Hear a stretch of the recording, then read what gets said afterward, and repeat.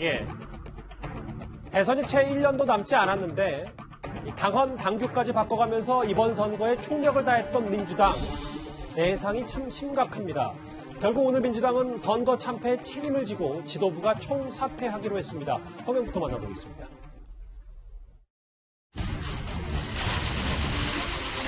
존경하는 국민 여러분, 더불어민주당은 이번 선거에 나타난 민심을 겸허히 수용합니다. 저희의 부족함으로 국민들께 큰 실망을 드렸습니다. 결과에 책임지겠습니다. 오늘 더불어민주당 지도부는 이번 선거 결과에 책임을 지고 전원 사퇴합니다.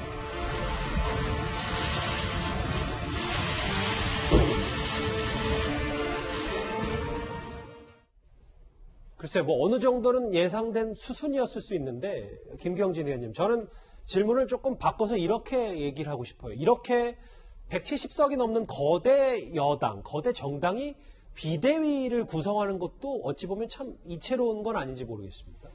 근데 지금 당장에 할 수 있는 게 그것밖에 없으니까요.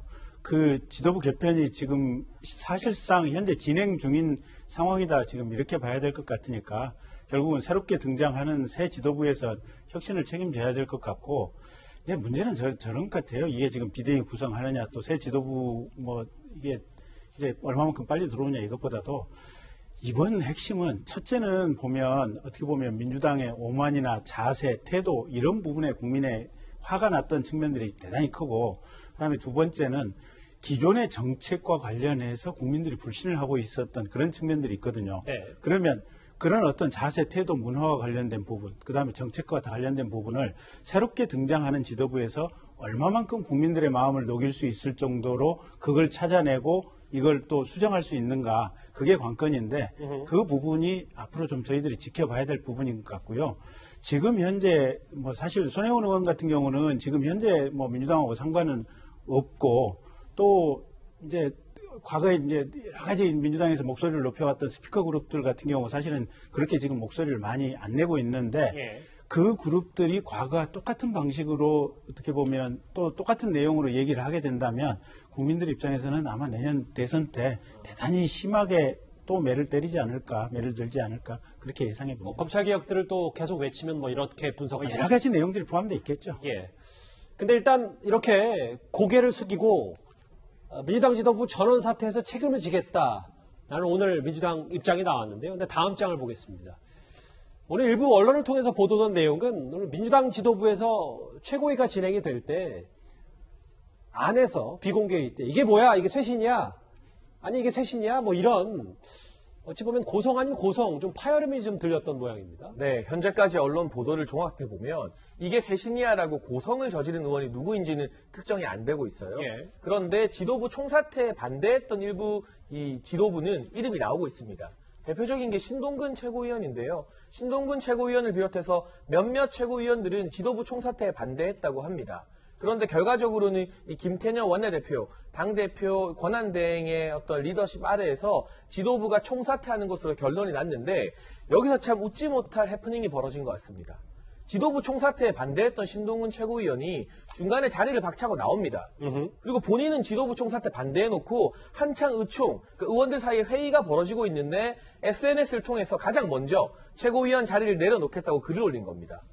회의에서는 반대해놓고 뒤로 돌아서서는 최고위원 반대, 마치 뭔가 솔선수범하는 듯한 글을 올렸기 때문에 지금 민주당 내부에서, 구 최고위 내부에서도 이 신동근 최고위원을 향한 내부적 불만이 들끓고 있다고 언론 보도가 나오고 있고요. 결과적으로는 역사적인 대패 아니겠습니까? 서울 같은 경우는 25개 구에서 모든 구에서 사실 보수 야권이 승리한 경우 전례를 찾기가 힘든데, 이런 대패를 당하고도 최고위 내부에서도 책임 공방, 사퇴를 하느냐 마느냐, 그리고 사퇴를 안 하겠다고 했다가 뒤돌아서서 내가 먼저 사퇴하겠다, 이렇게 지금 지도부와 전혀 합의되지 않은 이야기를 올리는 것 등등, 이 모습을 보게 되면 민주당이 과연 제대로 반성을 하고 있는 것인가, 혹은 너무 큰 충격 때문에 우왕좌왕 갈피를 못 잡고 있는 것은 아닌가 하는 생각이 듭니다. 예. 이게 왜 셋이냐, 이 얘기가 나온 이유는 지금 화면에 나오고 있는 그 도종환 비대위원장이 대표적인 그 친문 인사 아니겠습니까? 그리고 또 이번에 같이 비대위원회 뽑힌 민홍철 의원, 이하경 의원 이런 분들이 친문일 뿐만 아니라 지금 논란이 되고 있는 민주주의 4.0 그 멤버들입니다. 그 다음에 신현영 의원, 오영환 의원 이런 분들은 그냥 비례대표 그 친문에서 그 공천받아서 온 사람이기 때문에 사실상 친문 비대위고 지금 곧바로 원내대표하고 이제 대표 경선이 열리게 되지 않습니까? 그렇게 되면은 원내대표에서도 친문 인사가 대표가 될 가능성이 굉장히 높게 좀 유도하는 거 아니냐. 그리고 당권 경쟁에서도 그렇게 하는 거 아니냐 하면은 아니 선거에서 이긴 국민의힘도 지금 초선 의원들이 나서서 영남당 탈피하자고 자기 반성하는데 선거에서 참패를 한 지금 그 여당 그것도 핵심 세력이라는 친문이 자기들 당권 유지하겠다고 이렇게 비대위원장을 사실 당원 당규에도 별 근거도 없이 갑자기 비대위원장을 내세운 거거든요. 이게 지금 이 친문의 이 패권주의가 말이 되느냐 여기에 대한 불만이 터져나온 겁니다. 이동훈 의원님의 전반적인 논평을 잘 저도 들었는데 실제로 근데 앞서 신현영 의원이나 오영환 의원 같은 경우는 물론 친문에서 공천을 받고 비례대표 된 것도 있지만 직능별에서도 뛰어난 활약을 보인 분들도 있으니까요. 그래서 좀 그렇게 정리하겠습니다. 비대위라는 것이 비대위원장하고 핵심 인사들에 의해서 진행되고 사실 이제 어떤 전문가들은 거기에서 이제 핵심적인 역할을 한다고 보기는 굉장히 어렵다고 봐야죠. 알겠습니다. 그럼 김관욱 교수님 정말 오늘 총사퇴 5분 전에 고성이 오고 왔다는 것처럼 도종환 비대위원장 물론 일주일짜리 임기더라도 이게 누군가가 봤을 땐 민주당이 좀 바꿀 수 있는 의지가 있느냐 이런 지적엔 동의를 하십니까? 어떻게 보면 총사퇴를 위한 비대위였다라고 저는 규정을 하거든요. 그러니까 총사퇴를 해야 되는데 비대위가 존속할 수 있는 시간은 일주일뿐이 없어요. 그런데 그 부분을 누구한테 맡길 것이냐. 여기서 이분들을 친문이다라고 규정할 수도 있겠지만 친문이 아닌 분들이 사실 많지 않아요. 이 민주당 전체적으로 볼 때. 그래서 이거를 얼마나 원만하게 일주일을 넘기고 새롭게 이제 4월 16일 날 새로운 원내대표가 이제 선출이 됩니다. 그러면 이제 그때부터는 새로운 원내대표가 지휘권을 쥐게 되는 것이고 5월 2일 날 전대가 이제 예정대로 치러지겠죠. 그런데 사실은 저는 기본적으로 지금의 어떤 위기 상황 때문에 전반적으로 총사퇴를 했지만 이거 갖고 되겠느냐라는 어떤 생각들이 굉장히 많거든요. 그러니까 이 더 큰 폭의 어떤 쇄신 이런 부분들을 민주당 내부에서 좀 만들어야 될 상황인데 이런 문제까지도 고성이 오갈 정도라고 그러면 조금 아직도 위기의 어떤 심각성을 좀 절실히 못 느끼는 거 아닌가 그런 어떤 우려가 좀 있네요. 예. 앞서 저희가 뉴스탑10 앞부분에 여러 개표 결과를 말씀드렸는데 예견된 민주당의 참패라는 평가가 줄을 잇고 있습니다. 당 내부에서조차 애초에 후보를 내지 말았어야 하는 건 아니냐라는 얘기가 벌써부터 나오고 있는데요. 시작은 당원 당규를 바꾼 이 목소리부터였습니다. 후보를 낼 것이냐 여부에 대해서는 여러 논의가 있고 비판도 있습니다. 그것을 저도 알고 당원들께서는 후보자를 내서 유권자의 심판을 받는 것이 옳다 하는 판단을 내려주셨습니다. 이명박 시장과 한 세트였지 않습니까? 그리고 이명박 대통령 시절의 시장이었고 거짓말을 난무하는 서울시를 시민들이 원하지 않기 때문에 거짓말이라고 하면 중요한 것입니다. 박영선 후보의 존재 자체가 거짓말 아닙니까? 아니 후보 안 내긴 하지 않았습니까? 선거든 역사든 가정은 없습니다만 김경진 의원님 당원 당규를 바꿨다. 이 부분에 대해서 지금 어제 밤부터인가요? 민주당 내부에서도 애초에 깨끗하게 후보를 내지 말았어야 된다. 이렇게 열심히 싸워서 이런 패배를 얻은 게 무슨 의미가 있냐. 이런 의미도 이런 목소리도 좀 있는 것 같더라고요. 그런 목소리가 어느 정도 타당성이 있죠. 일단 이게 후보를 안 냈다면 자연스럽게 책임을 지는 모습을 국민들에게 보여줄 수도 있고 그래서 국민들이 화가 안 날 수도 있었던 상황인데 특히 중간에 지금 정의당 전임 당대표 문제가 생겼을 때 정의당 같은 경우 과감하게 지금 후보 내는 것을 포기하지 않았습니까? 그렇네요. 예, 그런 부분들이 이제 상대적으로 좀 대비가 됐고 또 가령 이제 저게 당헌을 개정을 해서 후보를 냈다고 하더라도 최소한 이 국민들에게 국민이나 피해자에게 진심으로 사과하는 어떤 목소리만이라도 아주 일관되고 강력하고 꾸준하게 냈다고 한다면 사실은 저 피해가 그렇게 크지 않았을 수도 있었는데 선거 과정에서 임종석 전 실장 얘기라든지 또 피해 호소인 논란이라든지 이런 부분들이 20, 30대 여성들 같은 경우는 이게 사실은 민주당으로부터 많은 표심을 돌리게 하는 결정적인 요인이었다 이렇게 지금 분석이 되고 있는 거 아니겠습니까? 잠시만요. 그러니까 임종석 전 실장의 SNS 얘기는 박원순 전 시장을 옹호하고 두둔했다 이 말씀이시죠? 예, 그런 부분들이요. 그래서 저것 안 냈으면 사실 지금 현재의 혼란 상황이라든지 이런 것들 근본적으로 피할 수 있었고 책임지는 자세였다라고 비춰줄 수 있었는데 예. 굳이 바꿔서 내면서 그 이후에 행동들이라든지 선거 과정에 있었던 상황들이 더 상황을 악화시키는 방향으로 갔다. 그렇기 때문에 저 부분에 대한 판단은 어쨌든 애초에 잘못됐다 이렇게 볼 수 있는 것 같습니다.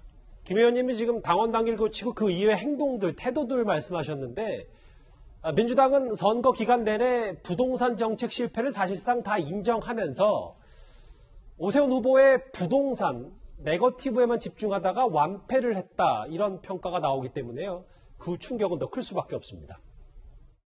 내곡동 땅이 민생하고 또 어떻게 연결이 됩니까? 내곡동 땅은 민생하고 관련이 없습니다. 어떻게 연결이? 혹시 생태탕 때문에 관계가 되나요? 생태탕. 그럴 수 있겠네요. 매출하고? 가르쳐 주셔서 감사합니다. 당원 당규 고쳐서 어렵게 후보를 냈고, 근데 이제 중간중간에 부동산 문제가 터지면서 실패를 인정할 수밖에 없었고, 여기에 더해서 물론 뭐 오세훈 후보가 오세훈 시장이 해명이 좀 깔끔하지 못하면서 빌미를 준 측면도 있습니다만 민주당이 생태탕과 이 패땡땡땡 이 구두에 집중하느라 뭔가 정책 노선을 놓쳤다, 주도권을 놓쳤다 뭐 이런 평가도 있습니다.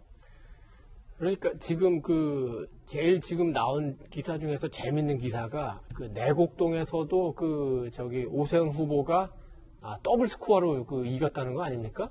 그러면은 생태탕이나 하얀 면바지 그다음에 명품 이름을 얘기는 안 합니까? 패땡땡땡 그게 전혀 영향을 못 미친 건가? 아니면 오히려 반감을 일으킨 건가? 이렇게 생각할 수 있는데 아까 우리가 토론했지만 강남구 전체에서 오세훈 후보가 박영선 후보를 더블 스코어 차이로 이겼습니다. 그렇기 때문에 이 생태탕과 구두 이슈가 영향을 별로 못 미쳤다고 봐야 되는데 그럼 왜 그러냐? 아마 강남 유권자들이 그리고 우리 서울 시민들이 다 알아요. 그게 본질이 아니라는 거는. 만약에 이게 정말 문제가 된다면은 오세훈 후보가 서울시장 재직 시절에 시장을 권한을 남용해가지고 자기 처가 땅에 이익을 줬다거나 아니면 내부 정보를 이용해가지고 투기를 했다거나 이렇게 해야 되는데 그게 아니지 않습니까? 1970년에 상속받은 땅을 정부가 수용하니까 거기에 응한 것 뿐이에요. 그리고 2006년은 오세훈 시장이 당시 시장도 아니었고 국회의원도 아니고 그냥 변호사였습니다. 측량을 하러 가던 생태탕을 먹으러 가던 하얀 면바지를 입던 아무 문제가 없는 겁니다. 아무리 막판에 정치적으로 여당에서 뭐 최선을 다해서 무슨 아까 얘기했던 TBS라든지 이런 걸 통해서 굉장히 논란을 만들고 싶어 하긴 했지만 우리 유권자 수준이 그거보다는 위에 있습니다. 예, 김관욱 교수님. 이 질문과 함께 들으면서 앞서 자막에도 잠깐 나갔는데 내곡동에서조차 오세훈 시장이 박영선 후보를 2배 가까이 앞섰다. 이게 좀 여러 가지 많이 회자가 좀 되더라고요. 제일 중요한 어떤 유권자들의 결정 포인트는 정권 심판론이었어요. 그러니까 사실상 내곡동 땅이라든가 용산 참사 발언이 잘 돼서 또는 의혹이 없어서 그런 것이 아니라 더 중히 여긴 것이 정권 심판론이었기 때문에 거기다가 투표를 한 것이지 그 부분에 대해서 우리가 좀 호도를 안 했으면 좋겠어요. 그 문제 자체도 굉장히 심각한 문제들이 이게 내재되어 있습니다. 우리가 2007년으로 돌아가면 이명박 전 대통령이 BBK 다스 아닐 거를 보니까 아니라 그랬잖아요. 예. 나중에 다 드러났잖아요. 민심을 왜곡하는 부분이 있기 때문에 이 부분들은 분명히 검증이 들어가야 되는 거거든요. 그리고 아까 이제 민주당에서 중대한 잘못을 했을 때 후보를 안 낸다. 저는 그런 어떤 이 당원 당규 자체가 잘못됐다고 생각을 해요. 뭔가 잘못된 거면 그 자체로서 유권자들한테 사실상 심판을 받아야지 왜 스스로가 그걸 정리합니까? 그래서 이번에 심판 받은 거거든요. 예. 그래서 저는 그 부분에 대해서는 문제가 없다고 보는 것이고 이러한 상황 속에서 민주당이 이제 해야 되는 일은 실질적으로 잘못된 부분들을 지금 김 의원님 말씀하셨지만 깔끔하게 정리를 하고 반성하고 사과하고 재발 방지 대책을 세웠다 그러면 이 문제에서 굉장히 자유로웠을 텐데 그것을 못한 것들이 더 안타까운 부분이고 지고서도 굉장히 깔끔하지 못한 부분들이 남아 있는 것이다. 저는 이렇게 평가하고 싶습니다. 예, 알겠습니다. 좀 의견이 다르시네요. 일단 내곡동에서조차 오세훈 시장이 박영선 후보를 크게 이겼다라는 얘기했는데 좀 관심이 가는 동네를 한번 곳을 살펴보겠습니다. 장혜철 변호사님. 이 고민정 의원이 꽤 이번 선거 내내 뭐 박영선 후보 못지않게 좀 관심을 많이 받았거든요. 그런데 SNS에서 야당 지지자들이 고민정 의원을 해서 엑스맨 의원님 감사하다. 의원님 덕분에 오세훈 시장이 당선됐다. 뭐 이런 글쎄요. 조금 이제 짓궂은 댓글들도 달고 있는데 근데 좀 중요한 건 여기 광진 을에서도 오세훈 시장이 과거에 낙선했던 곳인데 이겼다면서요? 네, 많이 이기는 결과가 나왔죠. 그리고 뭔가 인격적인 모독 내용이 있다면 악플인데 그게 아니라 저 정도로 고민정 의원의 SNS 덕분에 이 오세훈 후보가 이기는데 도움이 됐다는 의견 정도는 정치인이 당연히 받아들여야 될 의견이 아닌가 싶습니다. 전제로 두고요. 사실 고민정 의원이 피해 호소인 호칭 논란으로 캠프직에서 내려오면서 많은 물의를 빚었습니다. 논란이 있었고요. 징계를 받은 것도 아니고 당 차원에서 뭔가 엄중한 경고가 있었던 것도 아닙니다. 자진 사퇴한 거예요. 그렇다면 그 이후에 SNS 홍보 활동이나 사진 올리는 것들 좀 자제하면서 선거 운동을 아예 안 할 수야 없겠지만 좀 묵묵히 백의종군하는 게 올바른 자세가 아니었겠나는 생각이 들고요. 지금 보시는 것처럼 피곤해 지쳐 잠들어 있는 사진, 그리고 시민의 품에 안겨서 울고 있는 사진, 이런 사진, 감성 사진들이 논란이 많이 되었는데 결국 이 사진들이 전하는 메시지는 나 이만큼 힘들다. 그런데 나 이만큼 열심히 하고 있다는 걸 지층에게 보내는 거잖아요. 근데 결정적인 패착이 무엇이었느냐. 지금 코로나 국면과 여러 부동산 때문에 서울 시민과 대한민국 국민들이 더 힘들거든요. 울 수 있으면 하루에 3번이라도 울고 싶은 게 아마 요즘 국민들 마음일 겁니다. 그런데 일하라고 권력을 준 국회의원이 나 힘들어요. 나 지금 피곤해요. 이런 사진을 이 중차대한 시국에 올리면서 소위 말하는 감성적인 마케팅을 하고 있으니까 그게 민심에 어떻게 먹혀들겠습니까? 오히려 역효과를 냈고요. 저는 이러한 이 고민정 의원의 잘못된 홍보 활동이 오히려 오세훈 후보의 지지를 특히나 본인 지역구인 광진에서도 대폭 높이는데 상당 부분 일조했다고 분석합니다. 예. 저는 조금 의견을 달리하는데요. 네. 예, 사실은 국민들께서 시민들께서 이제 화난 민심이 있고 그것 때문에 이제 이번 투표 결과의 표 차이로 결국 보여주신 거 아니겠어요 보면. 근데 굳이 저기 지금 여당 의원 SNS까지 가가지고 저런 댓글을 달 필요가 있을까? 사실은 저도 이제 국회의원 하면서 옛날 그 속칭 무슨 문이라고 하는 그 문자 폭탄 많이 받아봤거든요.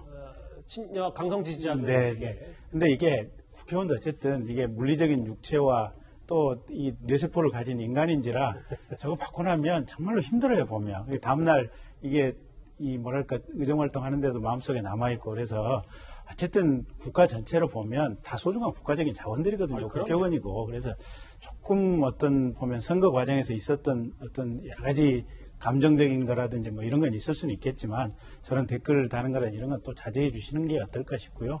옛날 문 대통령이 그 대선 때 그 정도는 양념 아니겠습니까? 뭐 했는데 사실은 저는 그 문 대통령님 말씀에 동의 안 하거든요. 예. 조금 자제해 주시기를 좀 이 자리를 빌려서 부탁드립니다. 고민정 의원의 지역구 광진을 오세훈 시장이 지난 총선 때 낙선했던 곳인데 여기서도 오세훈 시장이 표를 좀 많이 가져갔습니다. 민주당 지도부는 그런데 총사퇴까지 결정하면서 성찰의 시간을 갖겠다고 했지만 행동으로 보여주는 건 아닌 듯합니다. 과거화면 저희가 준비했습니다. 지금 언론하고 포탈에 다 선거운동을 해주잖아요, 대신. 맞아요. 너무 많이 해줘요. 이쪽 뉴스는 좋은 뉴스가 안 나와. 맨날. 이번 선거 끝나면 포탈의 공공통제 법으로 꼭 만들어놔요. 오늘 김종민 최고위원이 이런 얘기를 했어요. 이번 선거뿐 아니라 언론의 편파성은 꽤 오래됐다. 이번 선거에서 좀 더 심했다. 이도원 의원님. 네. 그래서 또 언론 탓을 하는 거 아니냐는 지적도 있던데요. 그러니까요. 저는 이거 혹시 이명박 정부 탓인가 박근혜 정부 탓인가 했더니 언론 탓이었구나. 이런 생각을 갑자기 하게 됐는데 예. 지금 이제 우리 김종민 최고위원이 얘기하는 게 쉽게 얘기하면 이제 내곡동 문제를 왜 이렇게 이른바 이제 메인 언론에서 많이 다루지 않았느냐 이 문제를 제기하는 것 같은데 김 의원도 예전에 이제 약간 기자 생활을 했습니다. 그러니까 언론노봉과 기자협회 이런 데서 기자 생활했기 때문에 어느 정도 알 텐데 우리 지금 언론에서 가장 중요한 기능 중에 하나가 게이트키핑이에요. 그래서 어떤 이제 의혹이 제기됐을 때 단순히 그걸 전달하는 게 아니라 이게 기사로서의 가치가 있는지 아니면은 제기할 만한 어떤 신빙성이 있는지 이런 걸 먼저 따집니다. 근데 내곡동 생태탕이나 폐라가 뭐 이런 거는 본질과는 벗어난 문제예요. 본질은 서울시장으로서 권력을 남용했느냐, 내부 정보를 이용했느냐. 그런데 그런 게 아니지 않습니까? 거기에 대한 어떤 근거도 없지 않습니까? 그러면 기사 가치가 없는 거예요. 그걸 쓸 필요가 없죠. 그러나 나중에 이제 워낙 여당이 이거를 정치 쟁점을 하니까 정치 쟁점 차원에서는 나중에 다루긴 했던 거죠. 지금 이거를 무슨 빌미로 해서 언론 개혁을 하겠다? 언론 개혁이 아니라 언론 장악이겠죠? 뭐 그리고 또 뭐 검찰 개혁을 다시 하겠다? 지금까지 보여준 검찰 개혁이라는 게 뭡니까? 검찰 무력화, 검찰 개혁으로 많은 사람들이 인식하고 있는 거 아닙니까? 민주주의 사회에서 언론을 어떻게 하겠다? 매우 건방진 생각일 뿐만 아니라 굉장히 독재적인 발상입니다. 여당의 지금 그 대표부터 지금은 물러났지만 최고위원들이 이런 발상을 한다는 것은 민주주의에 대한 기본 가치적인 의식이 굉장히 결여되어 있다 이렇게 지적할 수 있겠습니다. 김 교수님께는 제가 이 질문을 드릴게요. 일단 선거 다음 날은 반성이 먼저 아닌가? 이 부분에 대해서는 어떻게 생각하십니까? 그건 당연한 겁니다. 그리고 지금 언론 얘기를 하고 언론 무슨 공공통제법을 만들어야 된다. 참 위험한 발상이고요. 민주당은 기본적으로 표현의 자유를 굉장히 강조하는 당인데 이런 어떤 규제를 계속 강화한다는 것은 그런 어떤 원칙에도 굉장히 어긋나는 그런 부분이다. 그리고 이렇게 얘기하면 2020년에 있었던 총선에서의 승리는 어떻게 이 언론 구조 속에서 달성할 수 있었나요? 그러니까 이런 것은 어떤 제재나 통제 이것을 통하는 것이 아니라 국민의 민심을 얻어가는 것이 가장 중요하고요. 한 가지 말씀드리고 싶은 거는 아까 무슨 감옥 또는 무슨 생태땅 이 이슈는 굉장히 중요한 이슈입니다. 알겠습니다. 왜냐하면 이게 거짓말 논란이거든요. 워터게이트도 거짓말 때문에 닉슨이 하야를 했어요. 그러니까 이 부분이 본질이 아니라고 얘기할 수 없습니다. 거짓말은 공직자가 해서는 안 되는 가장 중요한 덕목 중에 하나입니다. 예. 반성 없이 또 언론 탓한 거 아니냐라는 여권 얘기 살펴봤고요. 오늘 청와대도 오늘 오전에 입장을 밝혀서 민심을 겸허히 수용하겠다, 받아들이겠다 이렇게 얘기를 했습니다. 지금까지 이 소식 만나봤고요. 여러분들의 목소리를 들을 차례입니다. 첫 번째 댓글 만나볼까요? 후보 안 냈으면 양심 있다는 말이라도 들었지 오마담과 거짓말로 자멸한 것이다 라는 쓴소리 댓글이 첫 번째입니다. 예. 국민의힘도 너무 승리에 도취되지 말라. 언젠가 또 분노한 민심에 직면할 것이니. 여기 계신 분들과 좀 비슷한 얘기를 하셨어요. 교통방송이 교통은 외면하고 정치만 편향되게 떠드는데 조치를 해야지. 다음 댓글도 볼까요? 오세훈 시장 당선돼서 김어준 씨가 잘린다고 TBS가 재단법인이라 시장 만들어 못할 걸. 마지막 댓글 만나볼까요? 예.